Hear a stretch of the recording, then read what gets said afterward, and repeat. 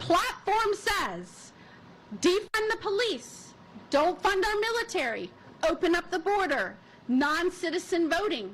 I could go on and on. You have now a Democratic Party that has put up as their nominee a self-proclaimed socialist who runs a bookstore called the Resistance Cafe. I am not making this up.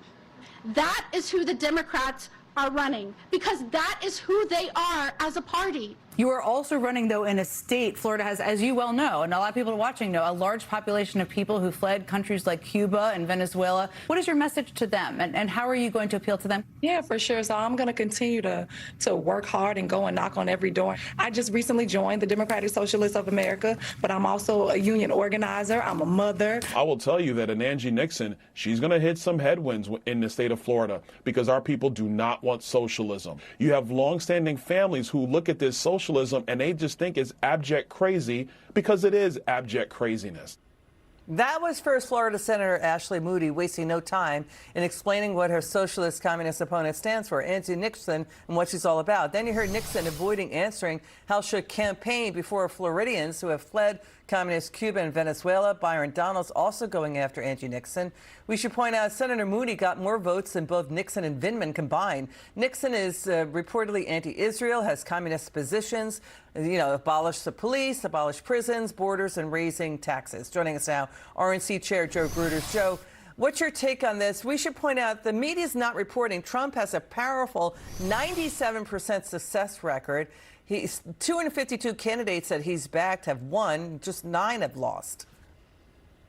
Yeah, and listen, that's what it's all about, candidate quality across the country. And then now it's on full display here in Florida, which is bad news for the Democrats because Ashley Moody's probably one of the best candidates in the country. Her race was already likely Republican. I think it was moved to solid Republican today by Sabado's crystal ball. She is an absolute superstar, the largest vote getter in Florida. You put her alongside Byron Donalds, who's probably the best communicator in our party across the country.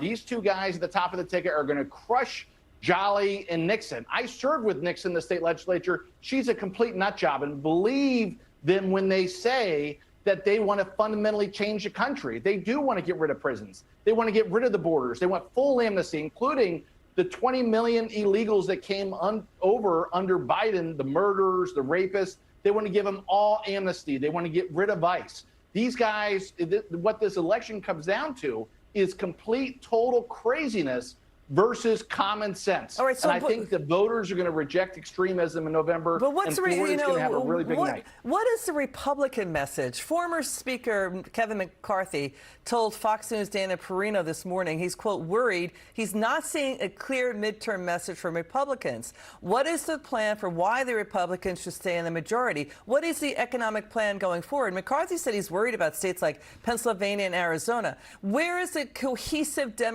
Republican pushback against the Democrat Party? We hear you, yes, we see you going on the air. The question is, what is the coherent, cohesive GOP messaging from all Republicans to win the midterms? Listen, the American dream is alive and well, and we want it to continue. This president has been fighting for the average American worker since day one, passing things like the working family tax cuts, no tax on tips, overtime, and Social Security. He's been going to bat for the American worker every single day. And the DC elitists have sold the American worker out over the last 5 decades in both parties. Look at the trade deal that you were at the top of the hour that they talked about with Canada. This president is literally going to bat for the American worker, doing everything humanly possible to try to make sure the nose gets up and the economy gets back in the right direction. Joe, we have the candidates, we have the resources, we're going to win. RNC Chair